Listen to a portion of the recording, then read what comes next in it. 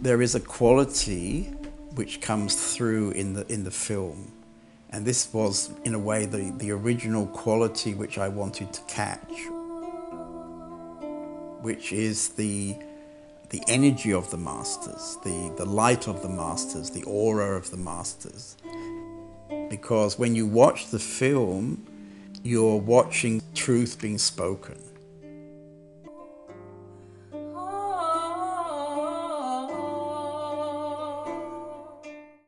Many seekers are looking for enlightenment as if it is an experience. What is enlightenment? Sometimes we use words that can point at what really cannot be said in words. And for a while, a word may be useful and fresh and, wow, throw you back into the unknown. And then it becomes something and we go, oh yeah, right, enlightenment. Well, the moment you ask the question, you make it an object. And I look at this object and I can't find this object. Buddha's enlightenment, Ramana Maharshi's enlightenment. And simply because Ramana had his, therefore the seeker may think this is what I should work towards, or I shouldn't work towards, but I should wait for grace. I've never met her. And then grace will come, and then that will change my life. Enlightenment is to see that that what is self is ever enlightened, and that what is not the self will never be enlightened. And then to be that what is self. And then there is no before and no after in it.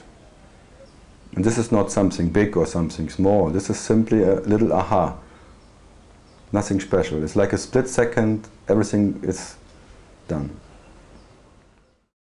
It's just the happiness of this moment, and you know, that barrier of, oh, this is enlightenment and this is before enlightenment, this is after, is also gone, which is also a very relaxing feeling, you know.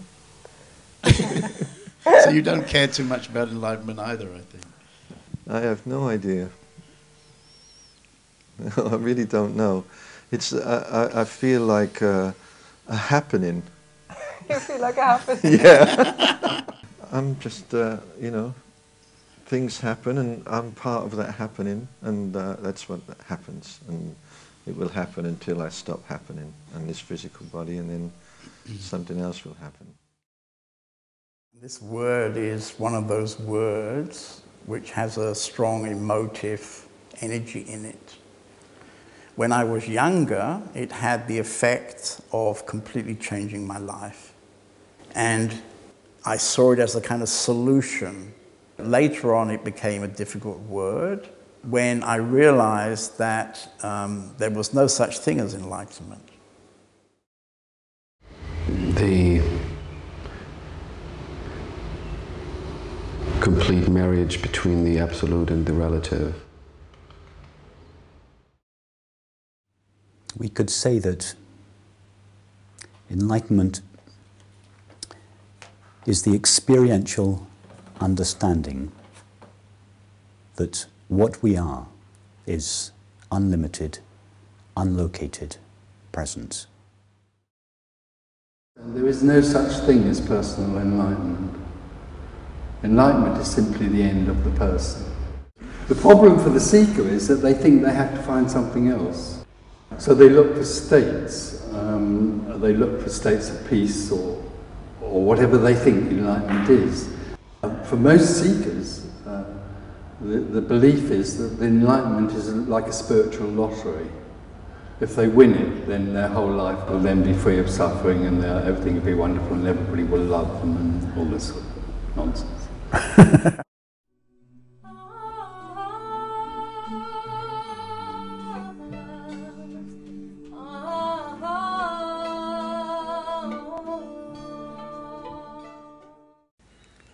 Ramana said self-inquiry is the most direct route to realizing the self. What do you say about self-inquiry and how to conduct self-inquiry? It is so valuable to come to know whom I am. For me, as a meditator, when I hit on the path, that I should ask myself whom I was not interested. Only if I came to Punjaji, everybody whom I, okay, then if everybody asks whom I, let's find out whom I, okay, what to do, isn't it? So when I came to know whom I was so surprised. It made all the difference. You know, a meditator can't really come to know whom I. I'm in total agreement with Ramana's words. It is the most unsparing tool, instrument, practice, if you may say, for blowing the cover and exposing that the ego, the feeling of I, based upon the idea that I'm the body-mind, is a complete fake. I say it is as quick as looking in the mirror and seeing one's reflection. The mirror doesn't give an opinion. It doesn't tell you, please wait, I'm too busy. It's always available. And I would somehow liken the inquiry to that type of effectiveness. If you keep talking and saying, what am I, there is no room for the answer.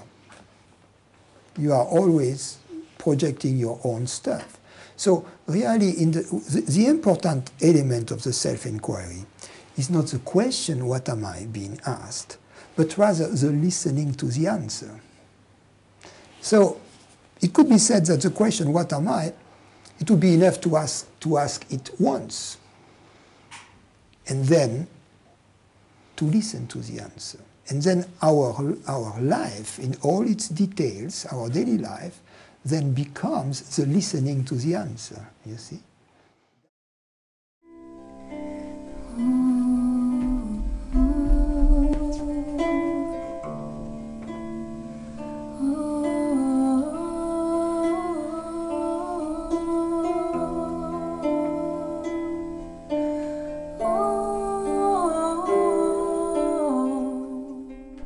In the last years, I've gathered much from meeting all these different masters.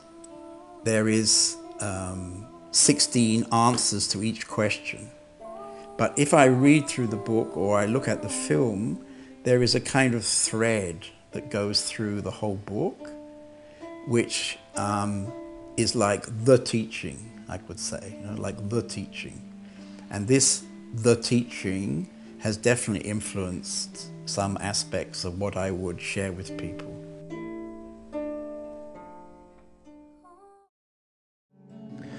Radhe, Radhe, Radhe Govinda, Radhe, Radhe, Radhe Govinda, Radhe, Radhe, Radhe.